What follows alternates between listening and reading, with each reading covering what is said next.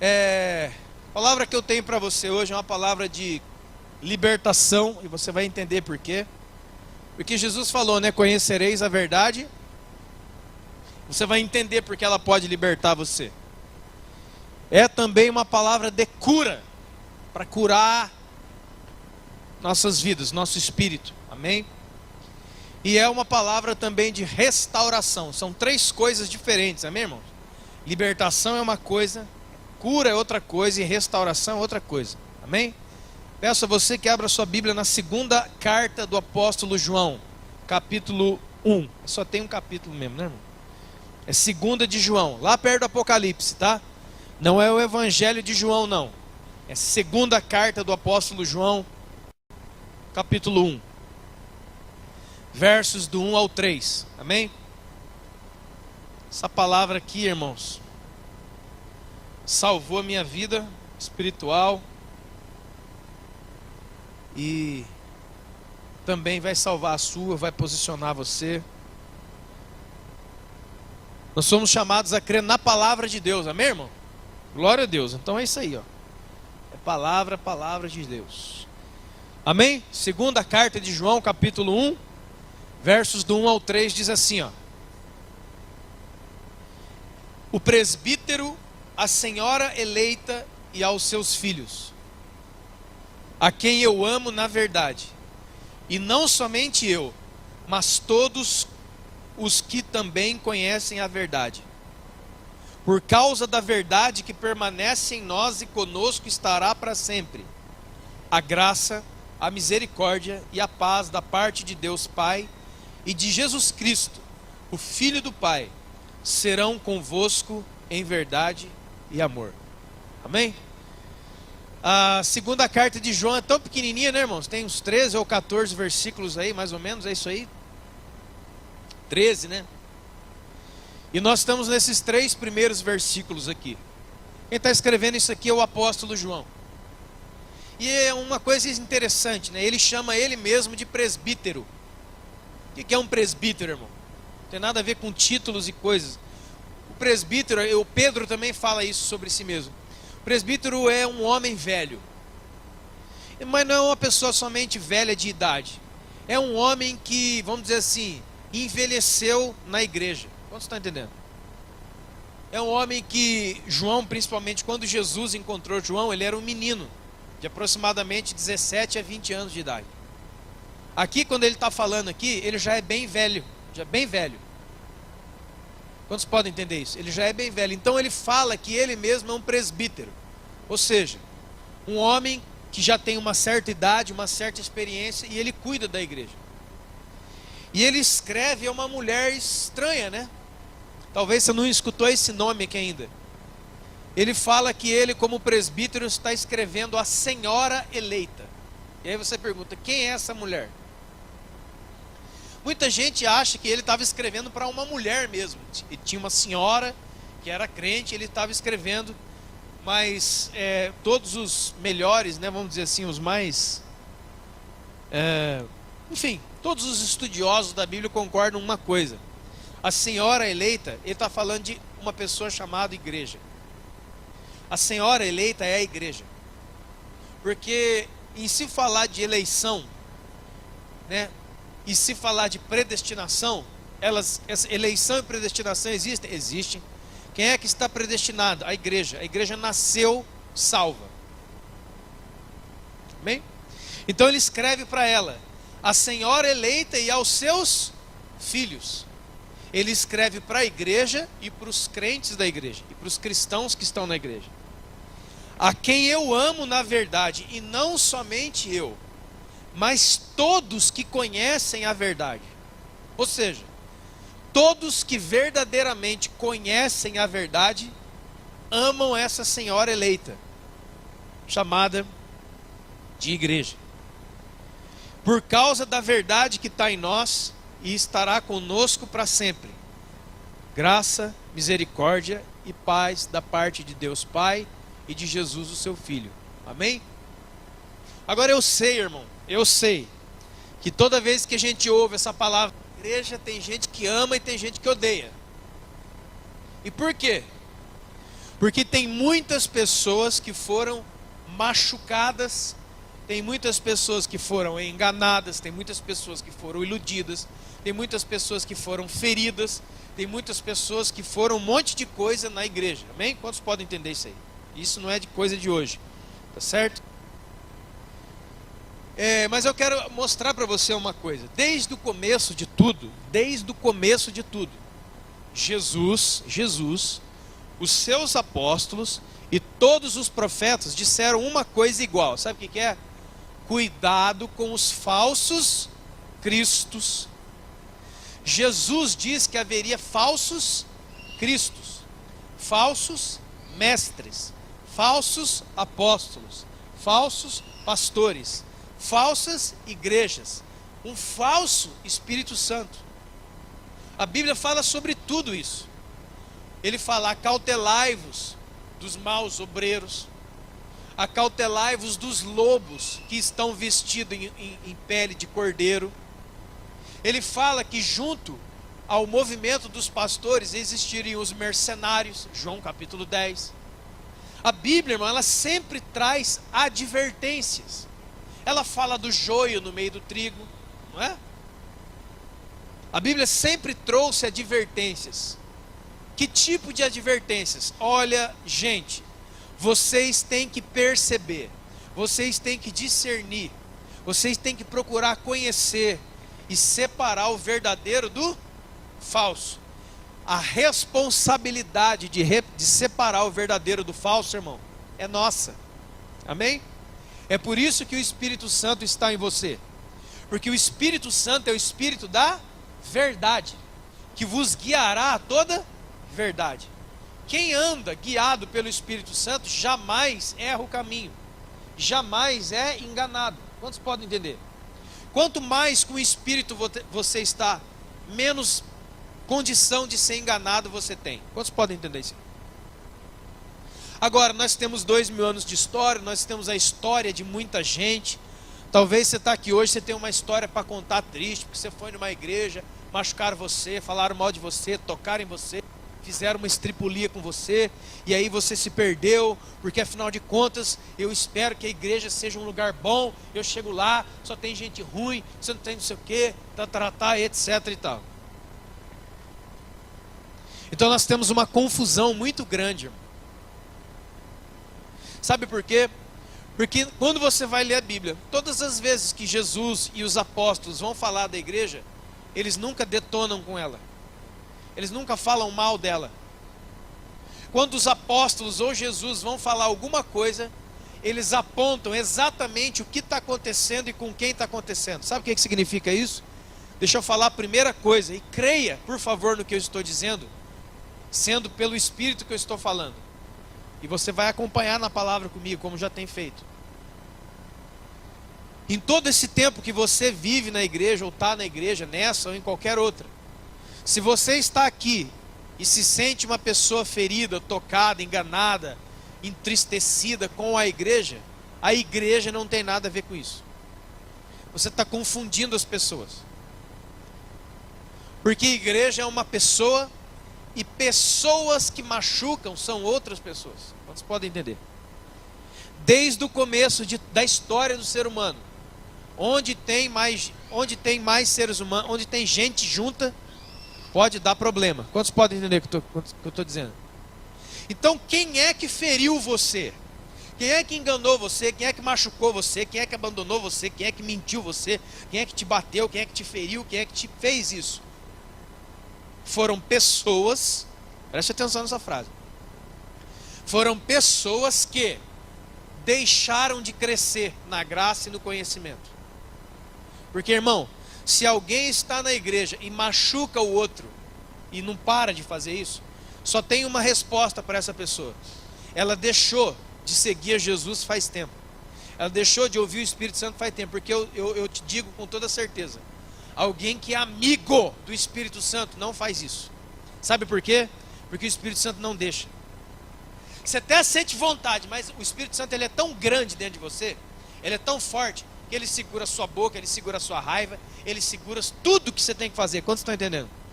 Tem gente que sabe do que eu estou dizendo aqui. O Espírito Santo, ele toma a nossa vida de uma tal forma que ainda que você queira, que ainda você esteja todo direito, você não é uma pessoa que usa mais do seu direito. Você dá glória a Deus. Quantos estão entendendo? Você sofre para não colocar o seu direito na baila, mas isso dá glórias a Deus. Quantos podem entender isso aqui? Outra coisa, são pessoas que apostataram. O que é isso? São pessoas que abandonaram a fé.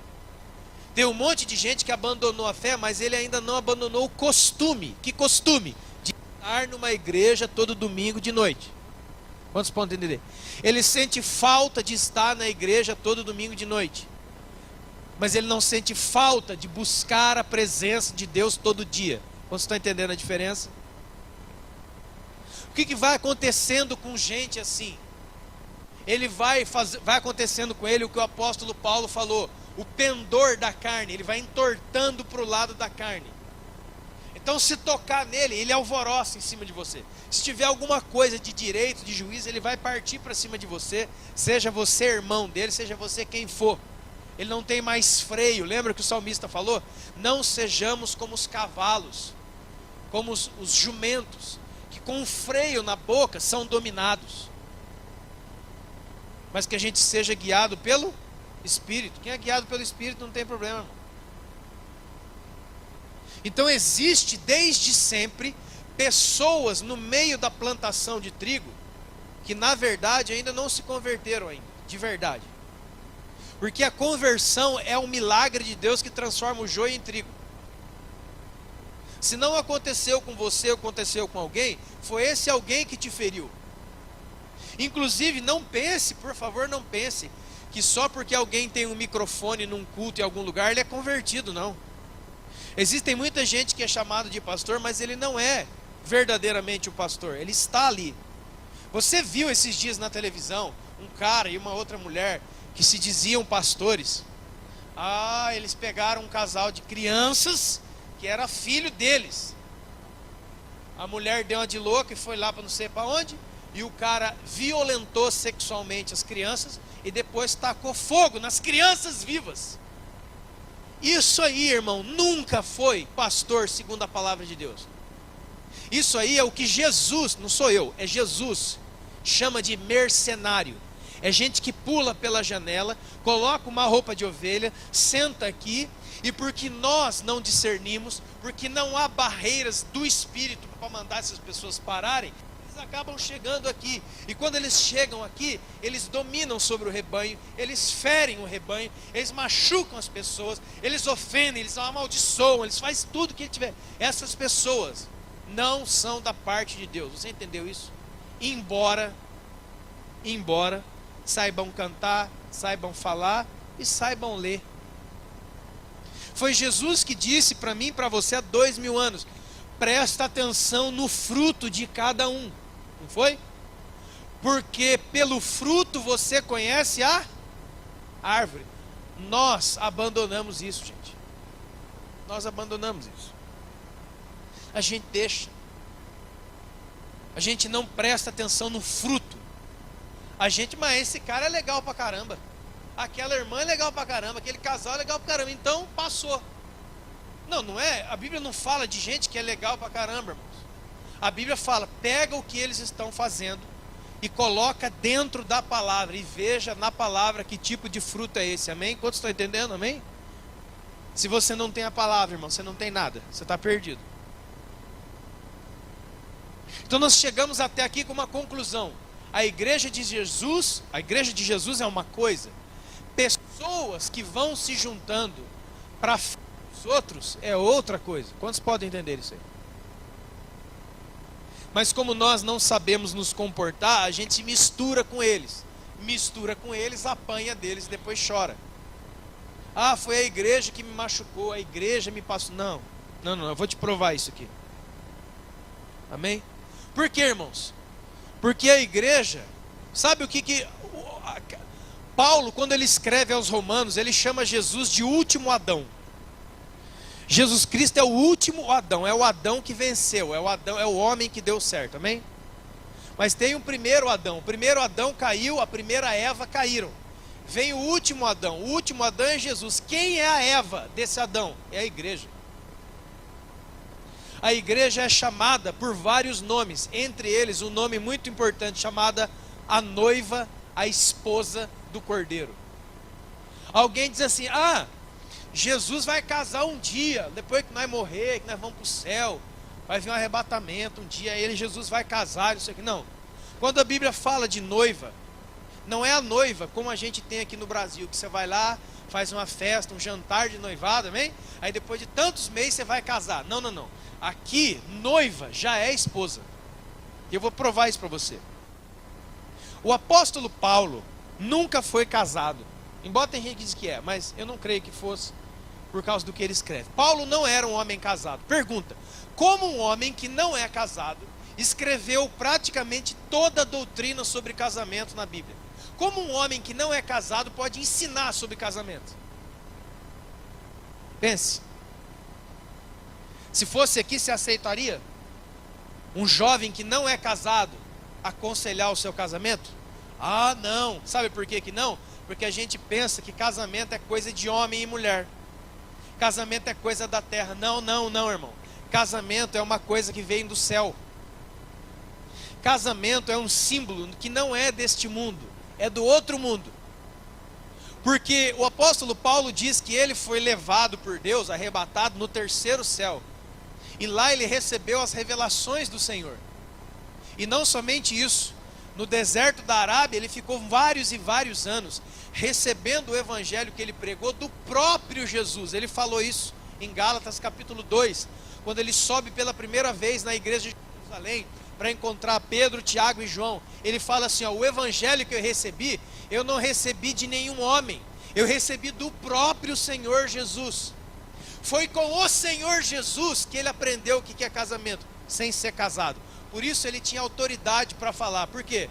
Porque ele viu o que é casamento no Espírito.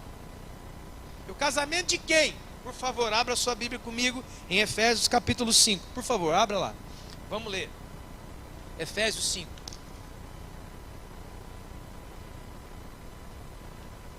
Rapidinho, por favor. Efésios 5, 22. Você conhece o texto, principalmente se você for casado, você conhece. Um homem que não é casado, ele vai escrever isso aqui, ó, Efésios 5, 22. Mulheres, sejam submissas ao próprio marido como ao Senhor. Porque o marido é o cabeça da mulher, como Cristo é o cabeça da igreja, sendo ele mesmo o salvador do corpo. Como, porém, a igreja está sujeita a Cristo, assim também as mulheres em tudo sejam submissas ao seu marido. Marido, amai a vossa mulher, como Cristo amou a igreja e a si mesmo se entregou por ela, para que a santificasse, tendo-a purificado por meio da lavagem de água pela palavra, para apresentar a si mesmo igreja gloriosa, sem mácula, ruga ou nenhuma coisa semelhante a essa, porém santa e sem defeito. Assim também os maridos devem amar a sua mulher como ao próprio corpo. Quem ama a sua esposa, a si mesmo se ama, porque ninguém jamais odiou a própria carne. Antes, alimenta e dela cuida, como também Cristo faz com a igreja, porque nós somos membros do seu corpo. Eis que o homem deixará o seu pai e a sua mãe e se unirá a uma mulher, e os dois serão uma só carne. Agora, olhe o versículo 32, irmão. Grande é este mistério, mas eu não me refiro a homem e mulher, eu me refiro a Cristo e a sua. Ou seja, irmão, esse texto que a gente usa para balizar os nossos casamentos, tá certo, não tem problema. Mas Paulo faz questão de dizer que todo esse ensinamento ele aprendeu olhando um casal. Que casal que era, irmão? Cristo e a igreja. Agora pensa comigo, como que um homem natural consegue olhar para esse casal para tirar essa lição aqui? Pensa comigo. Como que ele poderia ter escrito tudo isso sem estar olhando a vida desse casal, chamado Cristo e a igreja? Ele não poderia chamar a igreja de esposa, e nem a mulher de esposa, e nem Cristo de marido, se ele não tivesse vendo um casal casado. Ele fala claramente que ele está falando de Cristo e a igreja, que são casados. Por isso ele pôde trazer esse ensinamento. Quantos podem entender comigo aqui, amém? Você está entendendo? Ele viu aonde esses dois? No Espírito, irmão. Para ver Cristo junto com a igreja no Espírito. Na carne você não vê. Agora escuta aqui. Veja com clareza. Versículo 24. Isso é uma afirmação do apóstolo Paulo. Tem uma palavrinha aqui, irmão, que ela redefine tudo. Presta bem atenção no versículo 24. Ele está escrito assim, ó. Como, porém, a igreja está. A igreja não esteve e a igreja não estará. A igreja está. Está falando da sua condição de vida. Está falando da sua condição atual. Está falando da sua condição eterna. A igreja está sujeita a Cristo. Amém? Está escrito aí. O que significa uma igreja que está sujeita a Cristo? O que é estar sujeito? Debaixo da submissão e debaixo da obediência. Amém? Então a igreja não é uma mulher desobediente. Quantos podem entender? Está escrito aí. Veja, ele não fala, a igreja um dia estará. Não, ele fala, a igreja está agora. Está onde? Submissa ao seu marido. Quem é o marido da igreja? Jesus. Quantos podem entender isso aqui, irmão? Então, mas essa igreja aqui, todo mundo é desobediente. Não, senhor. Quem é que são os desobedientes? São pessoas que ainda não se entregaram totalmente ao poder do evangelho. E por isso vivem no nosso meio a desobedecer a palavra de Deus. Porque a igreja de Deus, ela está submissa ao marido. A igreja de Deus, ela não vai ser. A igreja de Deus não será. A igreja de Deus, ela é, irmão. Sabe por quê? Porque Jesus falou assim, ó, antes de ela começar, eu edificarei a minha igreja, e as portas do inferno não prevalecerão contra ela. Jesus está falando, quem vai construir a minha igreja sou eu, são vocês. Vocês cooperam comigo, mas a liderança é minha, a mulher é minha, a igreja é minha, e eu vou tomar conta disso. Pergunta, você acha que Jesus falhou? Você acha que Jesus não tem poder para levar a cabo o que ele disse? Irmão, ele falou assim, ó, o céu e a terra vai passar, mas o que eu falei não vai. Irmão, Jesus é a palavra do poder. Não tem condição. Vamos ler mais um pouquinho. Diz assim, ó. Maridos, amem a vossa mulher como também Cristo. Veja o tempo verbal. Jesus não vai amar a igreja. Jesus já amou. Está falando de uma coisa que ele já resolveu, irmão. Jesus não está trabalhando com a igreja para ela melhorar. A igreja já está com ele. Somos nós que precisamos acertar as nossas vidas com esse casal. Quantos estão entendendo? Os dois já estão tranquilos, irmão. A igreja é eleita, a igreja é predestinada, a igreja está salva. O que nós temos que fazer? Nós temos que acertar os nossos ponteiros. E olha o que ele diz aqui. Porque ninguém... Olha o que ele diz da igreja. Versículo 26. Por que Jesus fez tudo isso? Por que Jesus se entregou por ela? Jesus se entregou por ela, irmão. Jesus morreu no meu lugar. Não, rapaz, você é doido que morreu no seu lugar. Jesus não veio salvar você. Jesus veio salvar a sua igreja. Ele veio salvar a sua esposa. Agora, se você é uma pessoa inteligente, pula para dentro do barco, irmão. Você está entendendo o que eu estou falando? Pula para dentro do barco. Se você ficar para fora da arca, lembra da arca do Noé? Você lembra, né? A arca do Noé é uma figura, sabe de quem? Da igreja. Lá dentro às vezes tem cheio de animal, cheio de cocô de elefante e rinoceronte. Mas é melhor estar num lugar bagunçado e fedido do que estar lá fora, porque lá fora é morte. Fica dentro da arca, irmão, que é melhor. Vocês podem entender o que eu estou dizendo. De vez em quando você encontra os irmãos rinoceronte, né? Você encontra uns irmãos cavalo. Irmão e irmã também. Irmã égua também tem.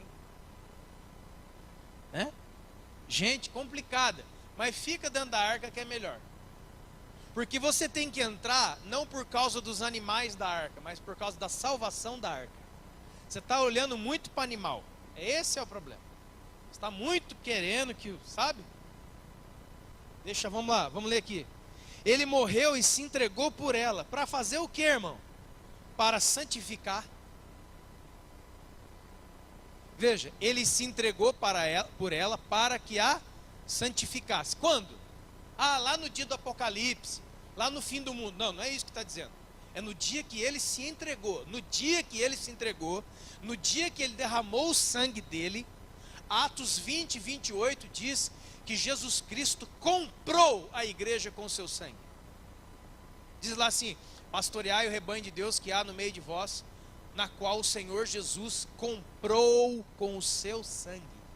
A igreja é comprada para cumprir a profecia que estava lá na vida do profeta Oséias. Aquela mulher desgarrada que foi vendida no mercado, e Oséias falou: ó Deus, agora nós vamos deixar para lá, né? Porque ela é sem vergonha. Não, agora você vai lá e compra ela de volta. Essa mulher comprada é a igreja. Mas quando ele comprou, ele santificou, ele purificou ela pela lavagem da palavra, e ele apresentou ela diante de si, sabe o que, irmão? Gloriosa. É isso que a igreja é gloriosa. A igreja não é zoeira, não. A igreja é gloriosa. A igreja é sem ruga. A igreja é sem mácula. A igreja é sem defeito. E a turma toda hora, os crentes toda hora falando, gente na internet falando: sabe como é que é, né, gente? Gente no púlpito fala: não tem igreja perfeita. Como é que não tem igreja perfeita? A igreja é perfeita. A igreja é, irmão. Sabe por que a igreja é? Porque foi Jesus que fez. Mas nós estamos confundindo gente que não se decidiu com a igreja santa de Jesus. É esse que está bagunçando a nossa cabeça. Porque Jesus não falhou na cruz, irmão. Na cruz ele venceu tudo. Na cruz está tudo consumado. Lá na cruz, o que ele gritou para o pai dele? Pai, está consumado. Sabe o que significa isso? O que o Senhor me mandou para fazer está feito. É no meu poder. Olha para você ver, o novo pacto, a nova aliança, não é a nova aliança é entre eu e Deus. Não, Senhor. Não tem aliança entre você e Deus. A aliança é o Pai e o Filho. A aliança é no meu sangue, Jesus falou. Este é o cálice da nova aliança no meu sangue. Deus Pai fez um pacto com o Filho dele, não fez com você, nem comigo. E é por isso que só através de Jesus há salvação. Porque é em cima do sangue dele, não é em cima do seu. Por isso que só Jesus é o mediador entre Deus e os homens, não há outro. Por isso que ele falou: ninguém vem ao Pai a não ser por mim. Isso aqui é coisa resolvida. Ele chama a igreja. Veja, quando Paulo vai falar da mulher de Jesus, ele fala: mas a igreja é terrível. Aquelas pessoas, ai meu Deus do céu, é melhor ficar lá em casa do que ficar naquela igreja. Que tem pessoas difíceis. Engraçado, um homem, não sou eu, esse homem que andou no Espírito Santo, quando ele viu esse casal andando, ele olhou para Jesus, falou que Jesus é lindo, e ele olhou para a igreja e falou que a igreja é o quê? Linda, sem ruga, sem mácula, sem defeito. Porque ele tinha uma capacidade de enxergar na onde, irmão?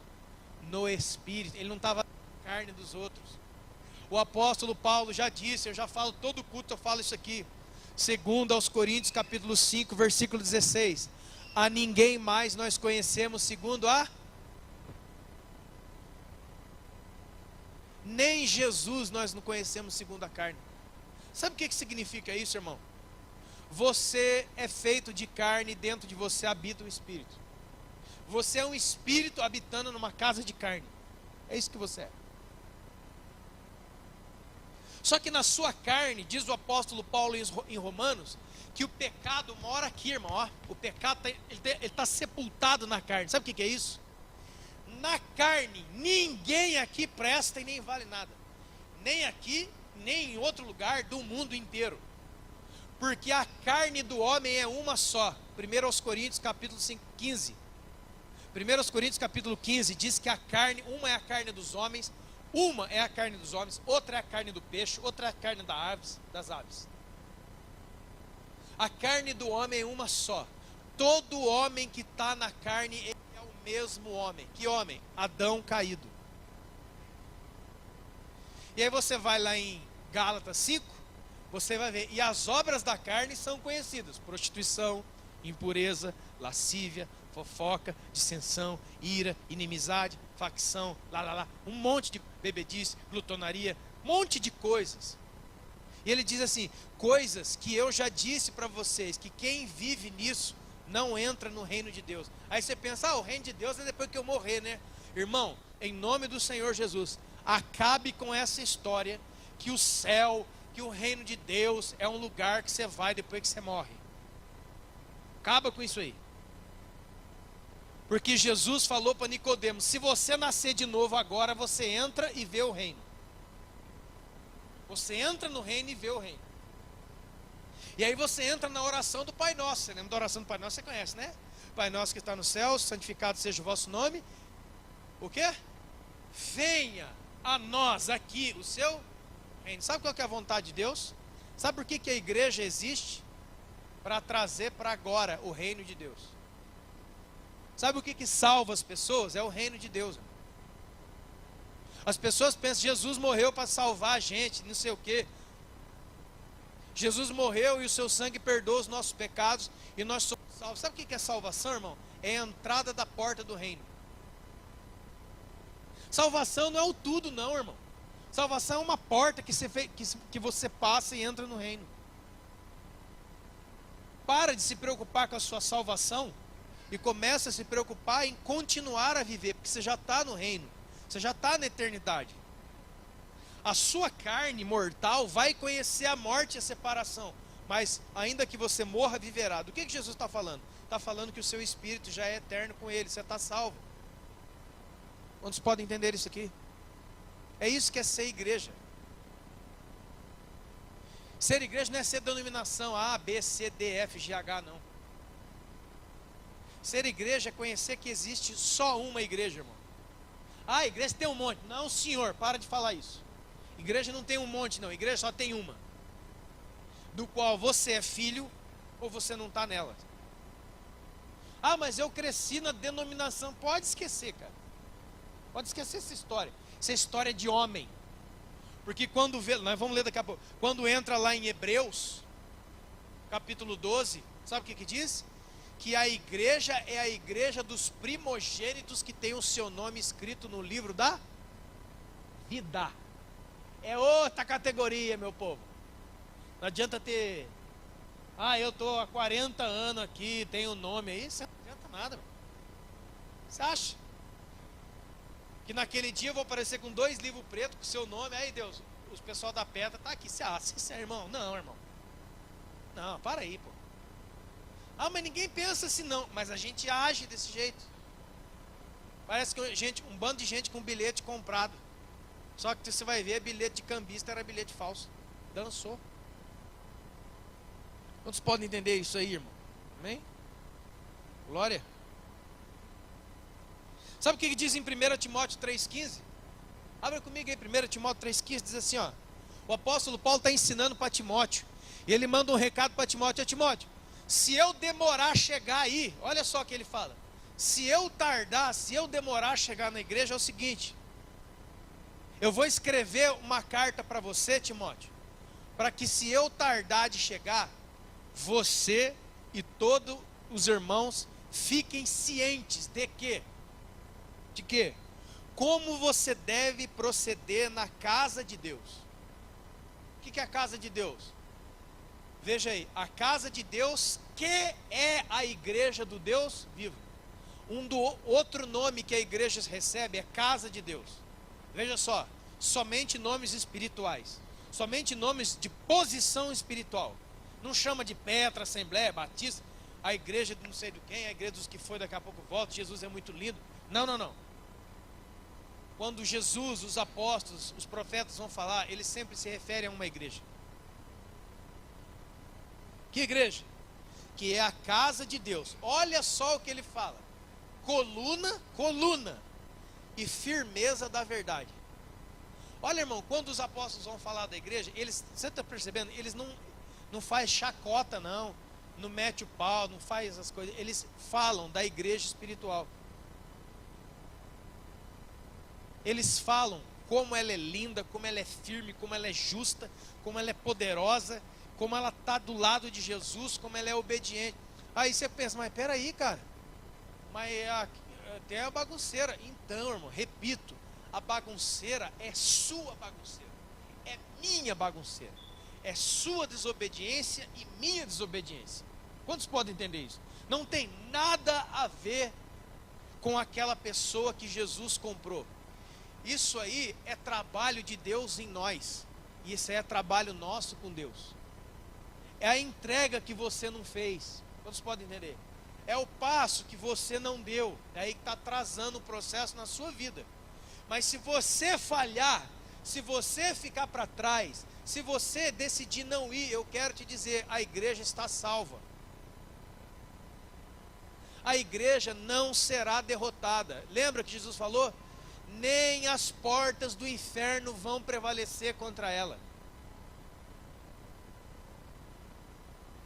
Por isso, um homem de Deus me ensinou há muito tempo atrás, porque eu era essa pessoa, e agora escuta, se você é essa pessoa, escuta, põe isso no seu coração. Muitos anos da minha vida, eu dormi preocupado com a igreja.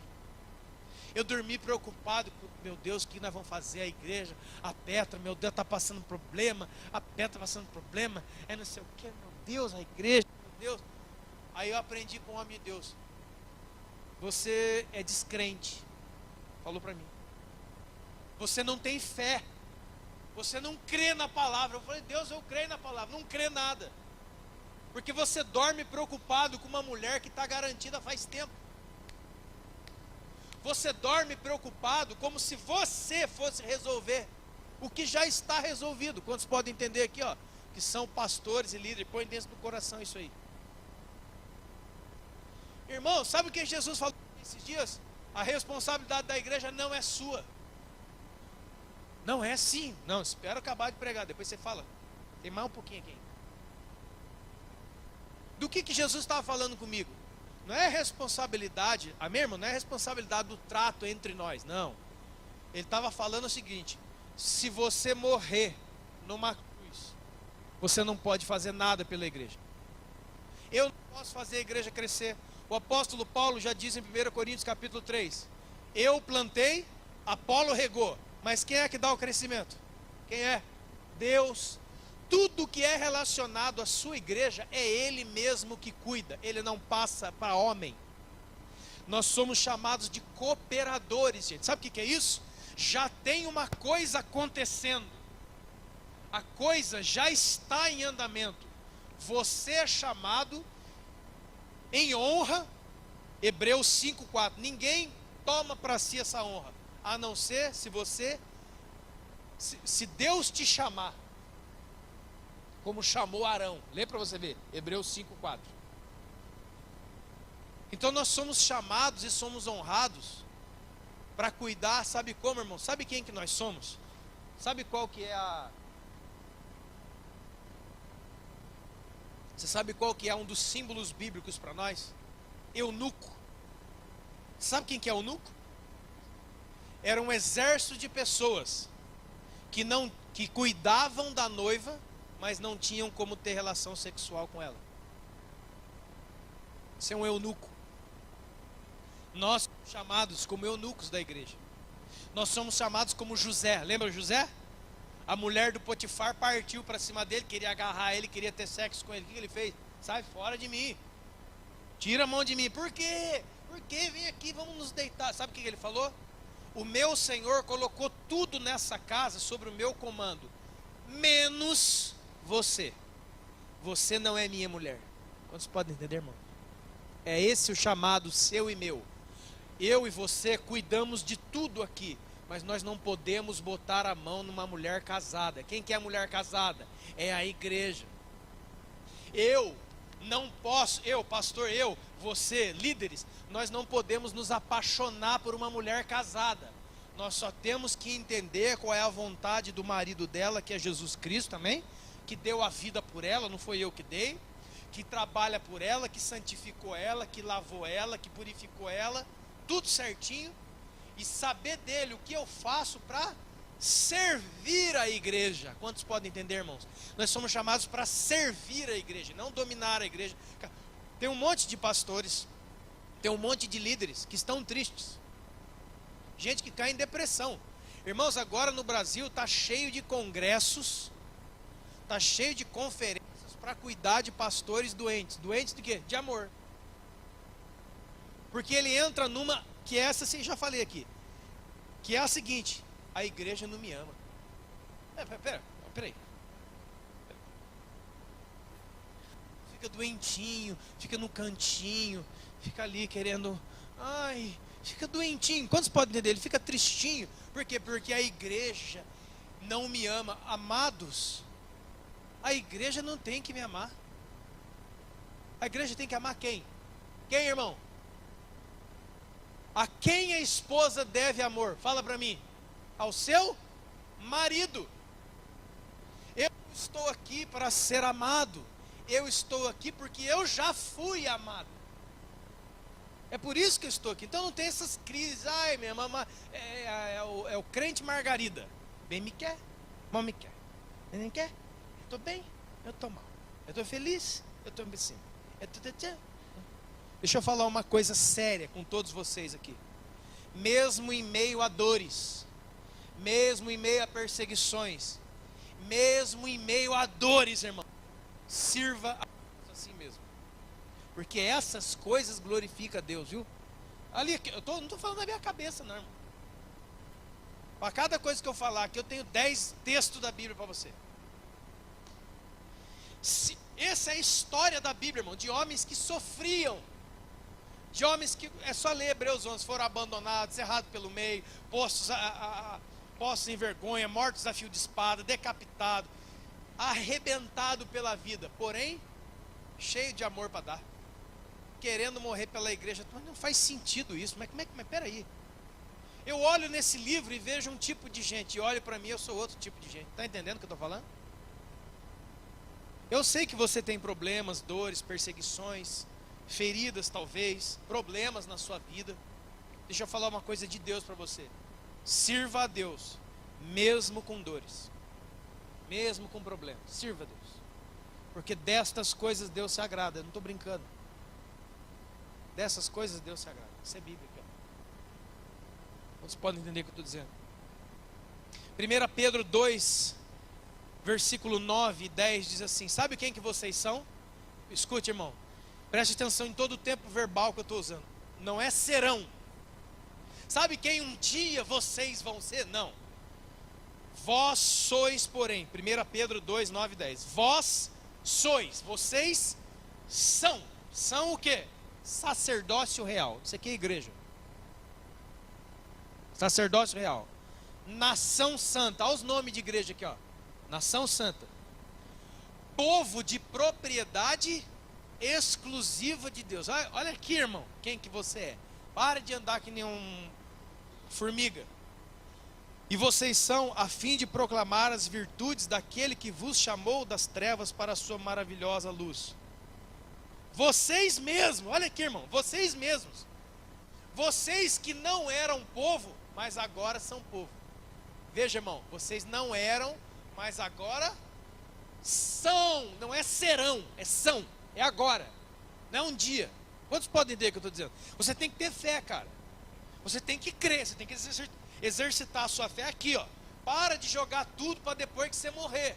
Lembra do que diz Eclesiastes: para onde você vai, para a morte, para onde você vai, não tem obra nenhuma. Ninguém faz nada depois da morte, irmão.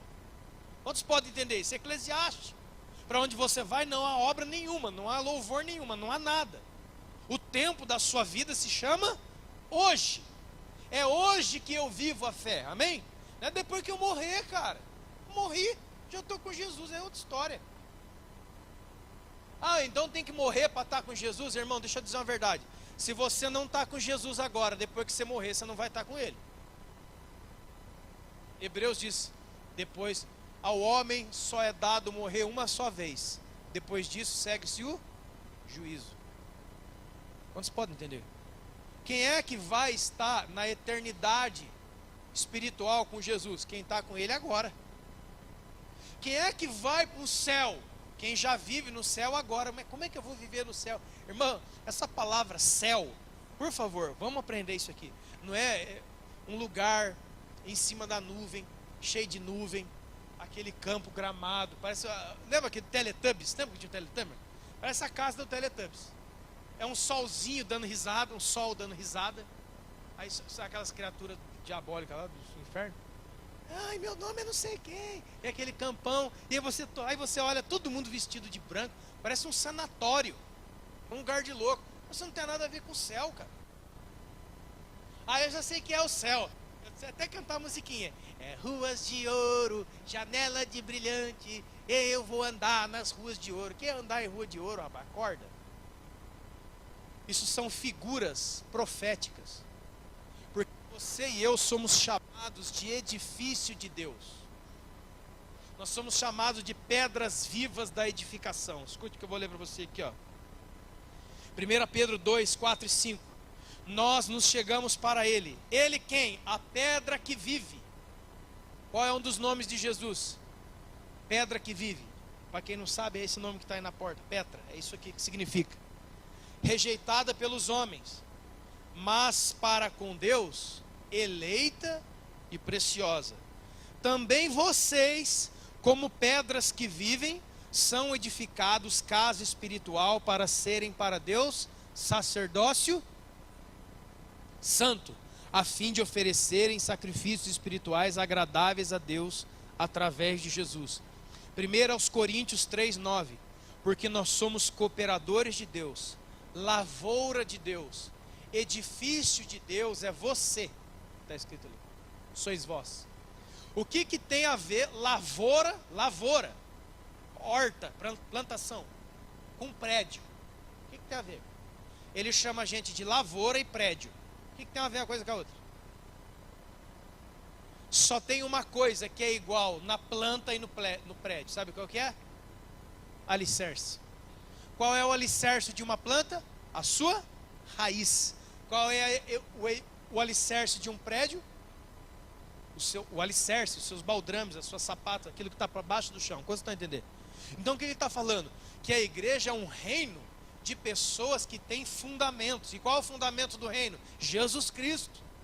Aonde eu aprendo a viver? Com Jesus Cristo, eu estou ligado nele, lembra? Você é um galho que era solto. Mas se o galho solto for ligado na videira, vai ter vida em você. Que vida? A vida dele em você. E você vai dar fruto. Que fruto? Fruto dele em você. Quantos podem entender, irmãos, isso aqui em nome de Jesus? 2 Coríntios 5:1. Olha só. Sabemos que se a nossa casa terrestre se desfizer, está falando do seu corpo. Tá? A casa terrestre é o seu corpo de carne aqui, ó. Sabemos que quando essa carne aqui apodrecer, se desfizer, o que vai acontecer?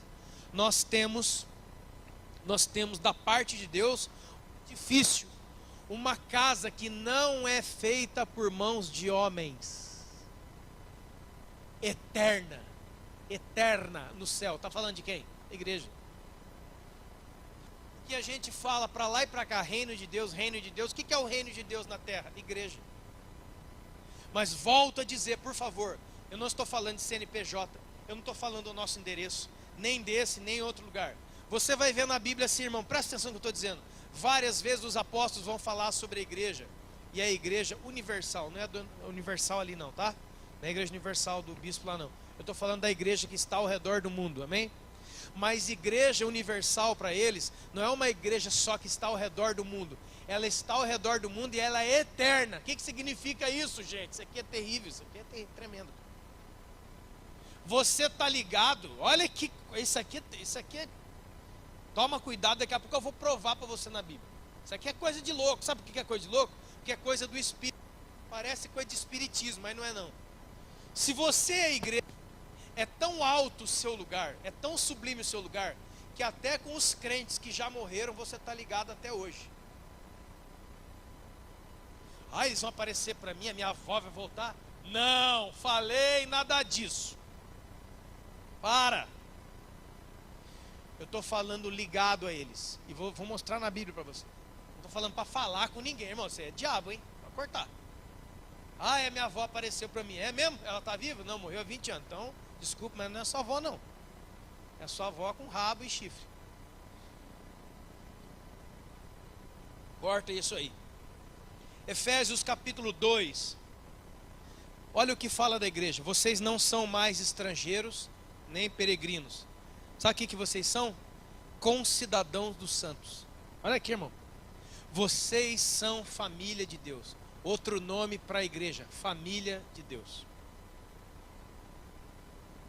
Edificados sobre o fundamento dos apóstolos e profetas, sendo ele mesmo Cristo, a pedra angular, no qual todo edifício bem ajustado cresce para virar um santuário dedicado ao Senhor, no qual vocês juntamente estão sendo edificados para a habitação de Deus no Espírito. O Espírito Santo habita em você. E o Espírito Santo habita na igreja. Quantos podem entender isso? A visão, irmão, da igreja é perfeita. É cabeça, tronco e membros. O que é uma pessoa? Quando você está na rua e você vê vindo na sua direção cabeça, tronco e membros, quem é que você está vendo? Você está vendo uma pessoa completa. E quando eles vão falar do que é a igreja, ele fala, Colossenses 1,18. Colossenses 1,18 diz assim, ó, ele é a cabeça do corpo. Ele quem? Jesus. Ele é a cabeça do corpo, é o princípio e o primogênito entre os mortos, para em todas as coisas ser o primeiro. Fala de membros, 1 Coríntios 12, 27. Ora, vocês são membros do corpo de Cristo. Então nós temos aqui uma visão de cabeça, tronco e membros. Uma pessoa completa, uma pessoa feita. Não há problemas nessa pessoa. Mas aonde que está isso, meu Deus do céu? Eu quero encontrar essa igreja, que eu quero congregar lá. Você jamais poderá congregar lá. É aqui que está o ponto que a crentalhada pula que nem rã. Quem já comeu rã frita aí? Aleluia. Ninguém, irmão? Vocês não comeram nunca rã, não? Levanta a mão aí, sapo. Se você não souber fazer a hora que você bota a bichinha na frigideira, irmão, ela começa morto, coisa de zumbi, ela volta. Ela começa. Sabe o que é o problema, irmão? Você ouve, poxa, eu acho que no fim dessa pregação ele vai dar o endereço de alguma igreja aqui, e eu vou correndo para lá, porque eu quero congregar na igreja perfeita. É aqui que está, irmão. Esse endereço você não acha se você não for através de Jesus. Lembra o que ele falou? Ninguém vai ao Pai a não ser. Aonde é o endereço dessa igreja? É no Espírito. Agora que aí que dá o BO. Como é que eu faço para ser membro dessa igreja? Ah, irmão, você vai ter que entregar a sua vida. E vai ter que amar a Deus de todo o teu coração, de toda a tua força e de toda a tua alma. E amar o seu próximo como a ti mesmo. Aí você é membro dessa igreja. E nunca mais vai ter problema. Você entra na igreja perfeita quando você aprende a amar. Porque Deus é amor. Não adianta mudar, pular. Porque você pode ir, irmão. Nessa igreja só congrega os que têm o nome arrolado nos céus. Eu vou ler para você aqui, eu estou brincando. Ah, vou procurar. É só você fechar os seus olhos. Eu estou te apresentando ela. Essa senhora eleita é linda. A veinha é bonita. Amém? Quantos podem entender isso aí, irmão? Isso que é libertação. Isso que é crescimento. O que é libertação? Conhecereis a verdade, ela vos libertará. Que verdade? Cristo. Jesus é a verdade. Quando você passa a conhecer Ele, Ele liberta você do quê? Dessas amarras de vida. E o que é crescer espiritualmente? Não é, olha a nossa frase, escute bem, olha como as nossas frases, elas mandam a gente para lugar errado. Eu vou buscar o Senhor. Buscar na onde? Onde você vai buscar Deus? Ele está em algum lugar? Buscar a Deus para nós tem um significado apenas. Não é ir em algum lugar onde Ele está escondido. Ah, mas lá o profeta Jeremias diz assim: buscar-me-eis, me encontrareis quando me buscar de todo o vosso coração, voz do Senhor, e fareis mudar a vossa sorte. Então, isso aí foi Jeremias, né, irmão? Se eu muito não me engano. Isso aí foi antes de Jesus se manifestar. Isso aí foi antes do Espírito Santo habitar em você. Que agora você não tem que correr atrás de Jesus em algum lugar. Ele habita em você, se é que você é um cristão. Então o que é crescer?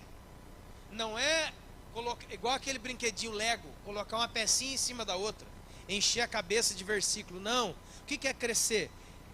É buscar a Deus dentro.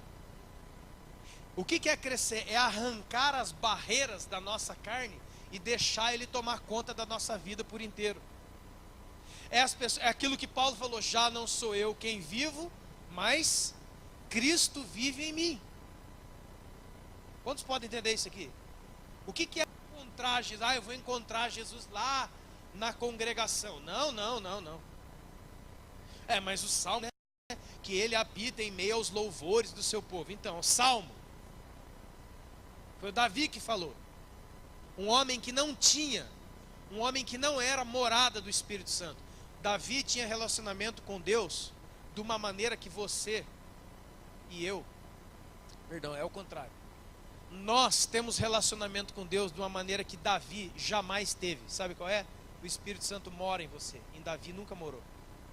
Davi vinha na arca, vinha no fogo, ele dançava, ele fazia os tripulias dele lá. Mas o Espírito Santo nunca morou em Davi.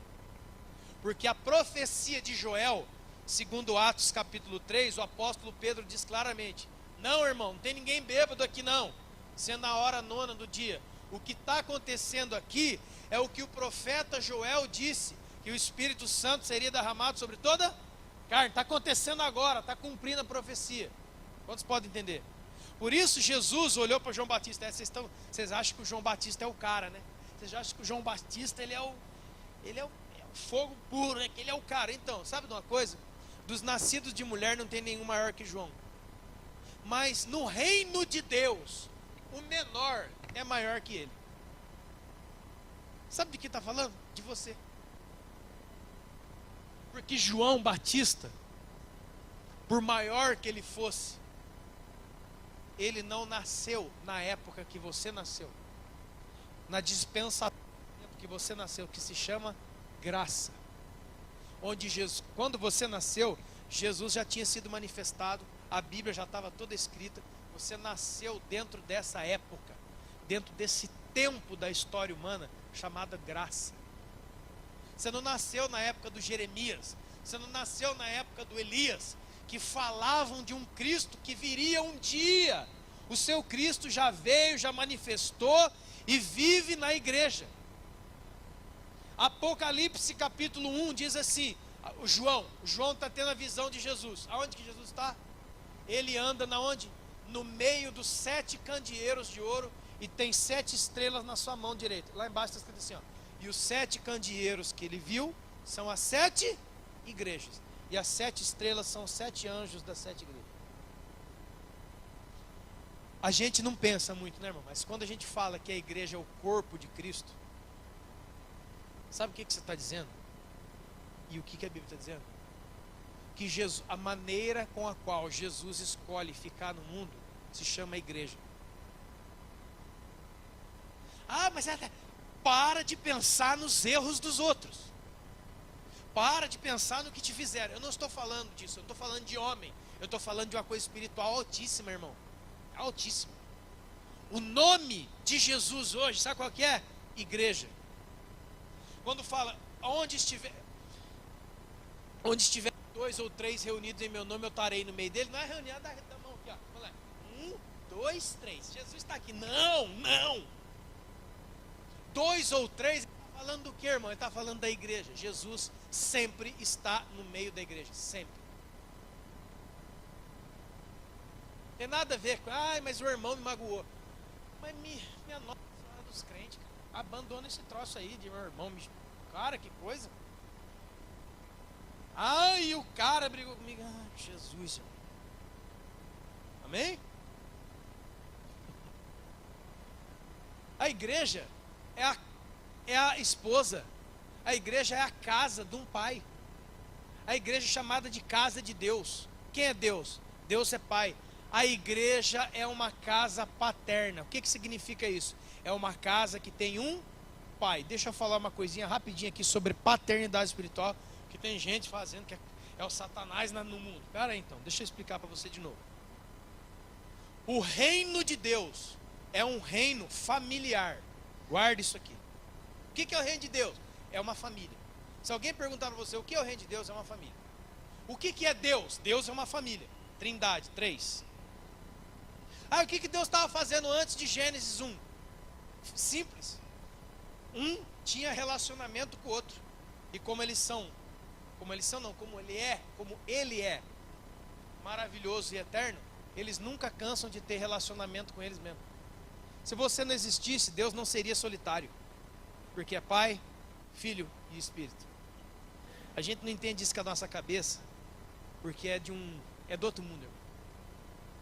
Mas eu te garanto, se você e eu não existíssemos, Deus não seria solitário, porque Deus é Pai, Deus é Filho e Deus é Espírito. Vocês podem entender o que eu estou dizendo. Se você não entende, não se sinta culpado, que é um mistério isso aqui. Isso aqui é grande, é mistério, chamado mistério da piedade, mistério da igreja, mistério de Cristo. Calma.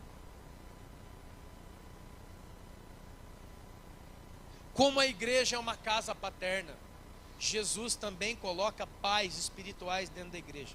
Existem pessoas no meio da igreja que não precisam de paternidade espiritual, não precisam. Sabe por quê?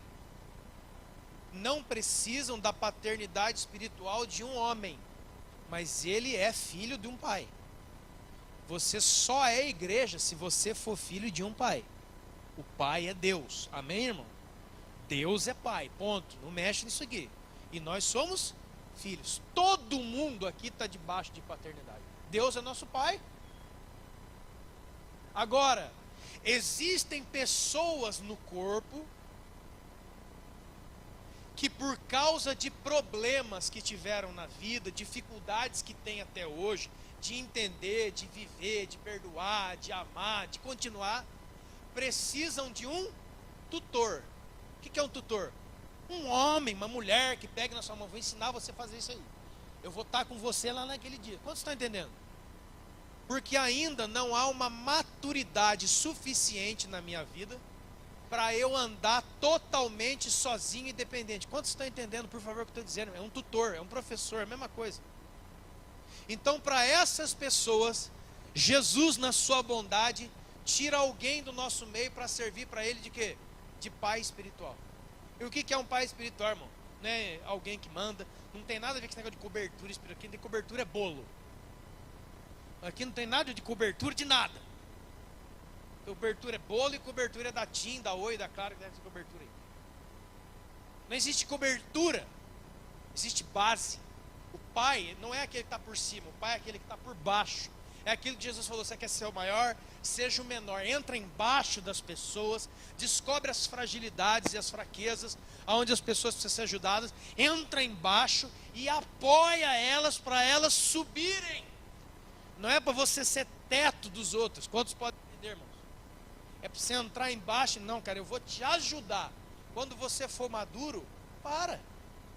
Eu não vou ficar dando mamadeira na boca do Judá quando ele tiver 35 anos aqui dentro. Se você vê eu fazendo isso, vai falar: nossa, esses dois são dois doidos. Onde já se viu? Agora, se você vê eu dando uma mamadeira para ele, é totalmente normal, porque ele é uma criança, é simples assim. Agora com 30 anos não cabe mais. É assim também na igreja, só que tem uma coisa aqui, irmão. Se você é uma pessoa que não precisa de paternidade, porque você já é maduro, então você já é irmão mais velho, né? Irmão mais velho trabalha. Irmão mais velho vai trabalhar, vai servir a Deus, vai servir o outro.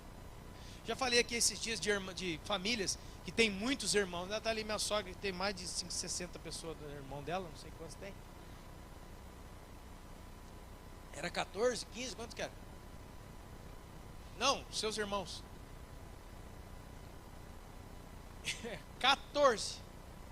É a seleção, mas alguns reservam ainda. 14, irmão. 14. Eu não tenho a mínima ideia que já tinha minha irmã, já queria matar uma só. 14, meu Deus, ia ser legal. Eu ia chamar os mais fortes pro lado e o pau ia quebrar. 14. Mas eu tenho certeza que se você perguntar para ela e para outras pessoas aqui, geralmente, os que nascem primeiro acabam cuidando dos mais. Quantos estão entendendo o que eu estou dizendo? Já entendeu, né? Se você está aqui e diz, cara, eu não preciso de paternidade, eu não preciso de ninguém sobre a minha vida, eu não vou achar ruim, eu vou dar glória a Deus. Só que eu vou chamar você para o trabalho de cuidar dos irmãos mais, porque tem gente chegando. Simples assim. Ninguém é obrigado a nada, irmão. Mas uma dessas duas pessoas você é, porque o pai você não é, Deus você não é, então você é filho. E aí que eu quero entrar na última, por favor, abra comigo, nós vamos terminar aqui. Hebreus capítulo 12. Hebreus 12. Carta aos Hebreus capítulo 12, verso 18. Te dar o endereço da igreja agora, você pode ir para lá, em nome de Jesus. Está liberado, viu, irmão? Se alguém queria estar abençoado para mudar de igreja. Inclusive, eu estou falando aqui do púlpito. Saia da Petra e vá para esse lugar que eu estou falando aqui, ó. Esse lugar, esse endereço que eu vou te dar agora, é para você sair da Petra hoje e ir para lá. Porque se você for para lá, tanto eu, quanto você, como o próprio Cristo, cumprimos a nossa missão. Aqui, ó. É lindo isso aqui. Aquela música, né? O nosso, como é que é? O agir de Deus é lindo na vida de quem é fiel. Eu gosto dessas músicas. Hebreus 12. Ele fala assim: vocês não têm chegado a um fogo palpável, a um lugar ardente, a escuridão e trevas e tempestades, ao clangor da trombeta, ao som de palavras tais que aqueles que ouviram suplicaram que não se falasse mais, pois não suportavam o que era ordenado. Até um animal, se tocar no monte, será apedrejado. Isso era tão horrível, era um espetáculo tão terrível, que Moisés disse: me sinto aterrado e trêmulo. Ó, Moisés, irmão. Moisés está. O que está acontecendo aqui? O Moisés está lá no Monte Sinai, lá em Êxodo. Isso aqui. Moisés chegou lá no Monte Sinai, a nuvem desceu em cima do monte, o monte começou a tremer, a montanha tremia, fumegava, descia fogo e relâmpago. E Deus falou: sobe aqui. Por isso que o povão falou: olha, Moisés, é melhor você ir sozinho mesmo, depois você fala com nós. O povo é, ó, até hoje o povo é esperto. Vai lá falar com Deus, depois você fala com nós. Porque se alguém morrer, morre você sozinho. O povão, mandaram Moisés sozinho, irmão. E Deus falou para Moisés: ó, só sobe você. Esse negócio do Capitão Nascimento é coisa antiga. Capitão Nascimento Deus é igual a Capitão Nascimento. Chegou, não vai subir ninguém. Vai subir ninguém. Ficou todo mundo lá embaixo. Nem animais podiam chegar no pé do monte. O Josué teve que ficar lá embaixo. Ninguém podia subir. Só ele subiu sozinho. 40 dias, irmão. A turma falava assim, a turma discutia: por que ele não teve fome? Teve fome de que jeito, cara? Teve fome aqui? Mano, o cara estava apavorado. Sabe por quê? Porque dali ele ia descer com as tábuas da lei. Mas olha o que o texto fala: você não está nesse monte mais. Você não está mais na lei. Você não está mais na época de Moisés. Não. Você está num outro lugar agora. Agora que é coisa linda, irmão. Olha aqui, ó.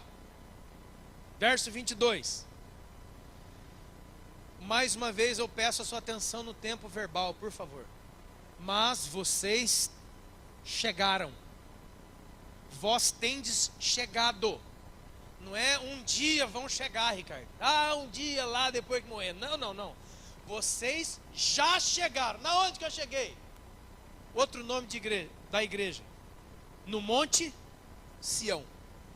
A cidade do Deus vivo. Ah, essa daqui eu gosto. Vocês chegaram, sabe na onde? Na Jerusalém celestial. Olha lá, irmão. Você lembra lá no Apocalipse? Eu vejo a Jerusalém celestial que desce do céu. Não é assim? Quando que aconteceu isso aí? Ah, é um dia lá na glória que o João viu lá na frente. João escreveu isso aí por volta de 80, 90 depois de Cristo.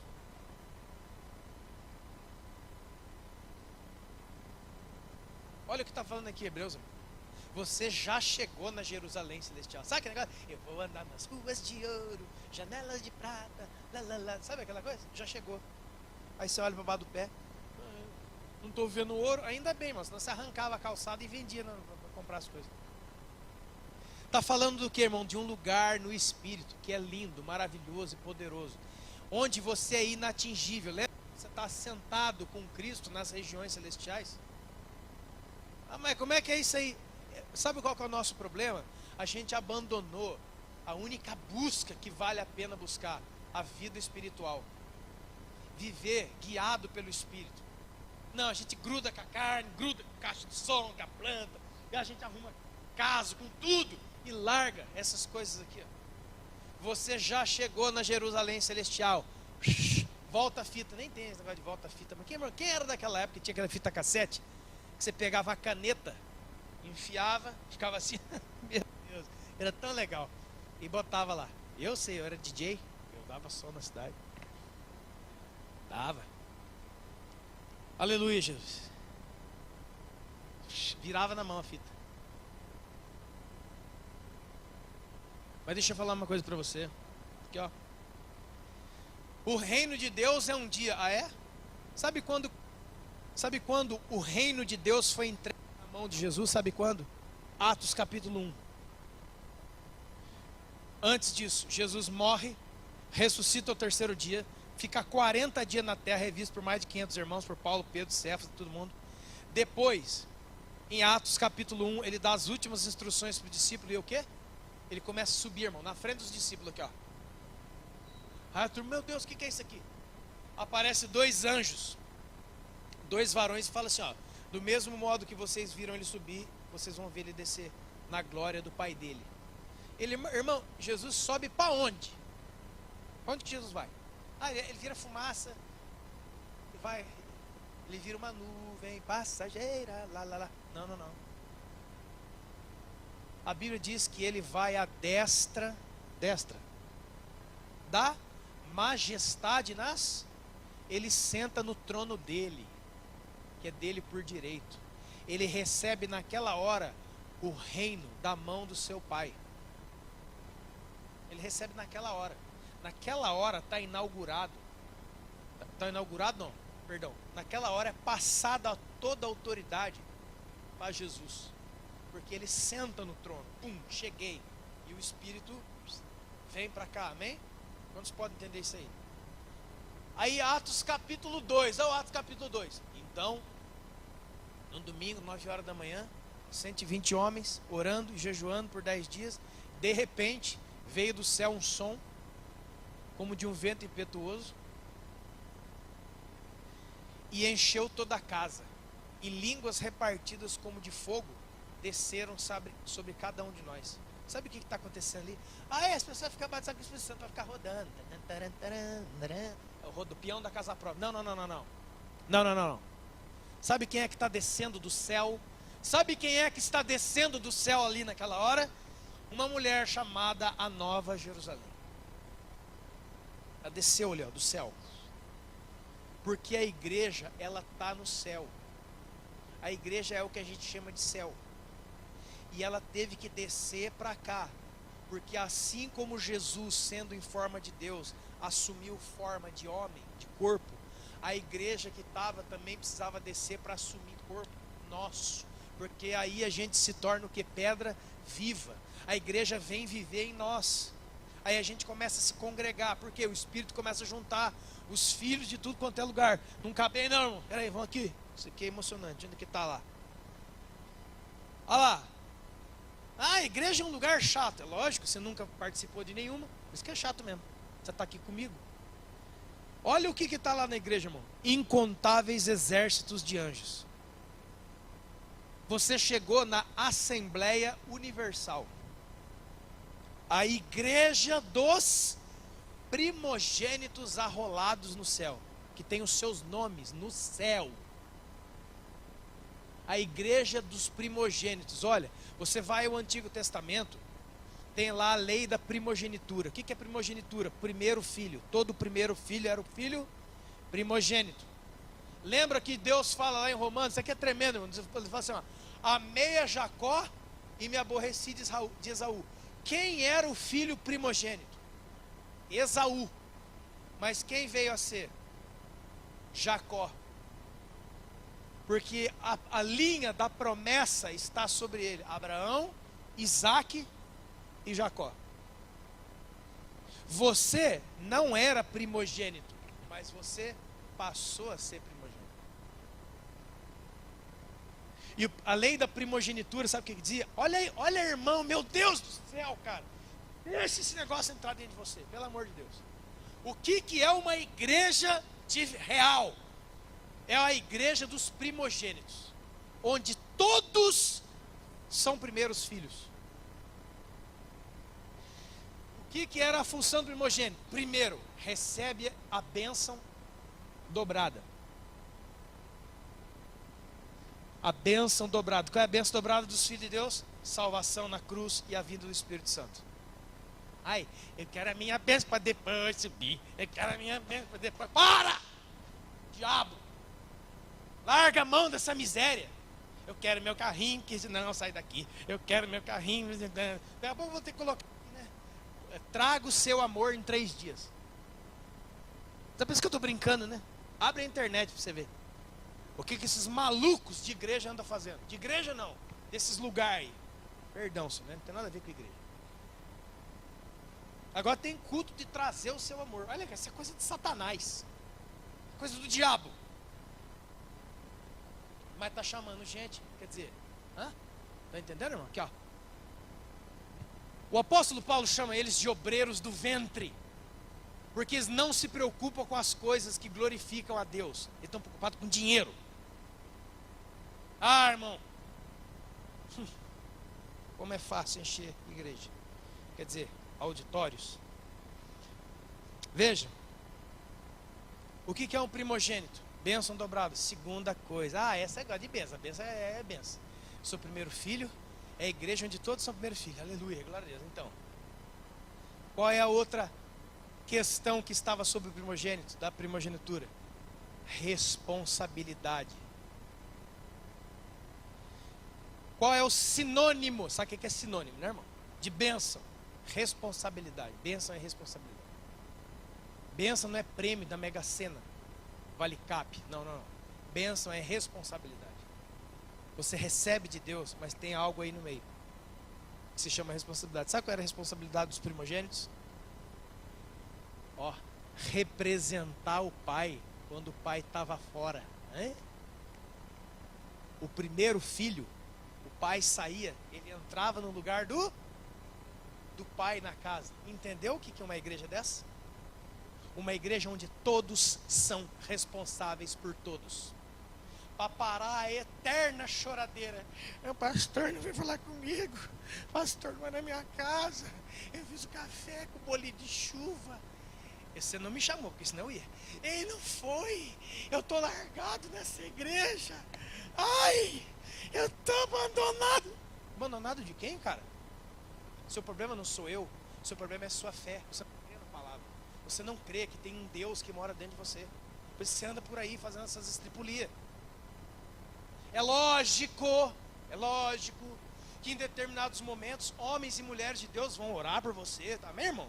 Não confunda não estou falando as coisas ao contrário. Mas eu não estou falando disso para crescer. Eu estou falando de gente que vive assim a vida toda. Quantos você está na igreja, irmão? Entrei em 1969 e ainda sou um bebê. Tem que dar aquela chupeta, aquela vermelha, lembra? Aquela de groselha que vendia? Taca na boca, o zorrinho. Taca nele. É uma igreja onde todos cuidam de todos. Irmão, sabe por quê? Porque todos são primogênitos. E o nosso pai estando fora, quem toma conta da casa do papai? E nós, como primogênitos, fazemos uma outra coisa. Obrigado, Jesus. Lembrei da história do nome do meu filho aí. Judá. Judá era um dos filhos mais velhos do seu pai, Jacó. Quando José antes de José se dar a conhecer os seus irmãos, ele faz uma uma armadilha, vamos dizer assim, para pegar os seus irmãos, e ele usa a vida do irmão mais novo, chamado Benjamim. Fala assim, ó, Benjamim vai ficar preso aqui, e ele não vai sair daqui enquanto você não trouxer lá o seu pai, aquela coisa, seu pai não, a taça de ouro que eu coloquei aí dentro, que ele roubou, não sei o que, não sei o que. Aparece Judá, um dos irmãos mais velhos. Sabe o que o Judá fala? O José, que ainda estava disfarçado. Não, não, meu senhor. Não, não, meu senhor. Presta aqui, irmão. Presta aqui, ó. Não, não, meu senhor. Ele fala para José, que ainda estava disfarçado. Não, não, meu senhor. Não faças tal coisa, porque o meu pai não vai aguentar saber que o filho mais novo dele está preso. Porque há algum tempo atrás, nós já fizemos coisas erradas e demos fim no filho mais novo do meu pai. Era José que estava na frente deles. E o coração do meu pai se encheu de dor e tristeza até hoje. E aí nasceu Benjamim, mas nunca ocupou o lugar de José, que sumiu. O Josézão estava assim, ó. Irmão, foi a atitude de Judá que desmascarou José. Ele não aguentou, arrancou, falou, não, eu sou José, eu sou o irmão de você. Aquela história de José, cara, história de José, né, Orlando? Irmão, não sei como é que não converte nego ainda. É possível um negócio desse. Meu Deus, sai da Satanás. O José, eu sou irmão de vocês, mas escuta essa palavra que o irmão mais velho falou. Eu fico no lugar de Benjamim. Prenda a mim, castigue a mim, mas não castigue o meu irmão mais novo. Você está entendendo ou quer que eu desenhe? A igreja dos primogênitos, um cuida do outro com amor.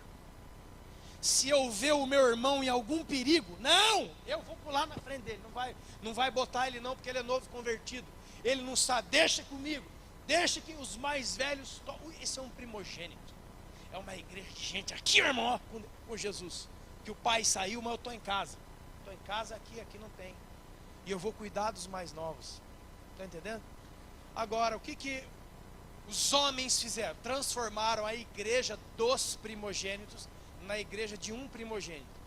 Se eu não fizer tudo por todo mundo, não presto. Por isso que não dá certo. Por isso que tem um monte de gente sofrendo. Por isso que tem um monte de gente ferido.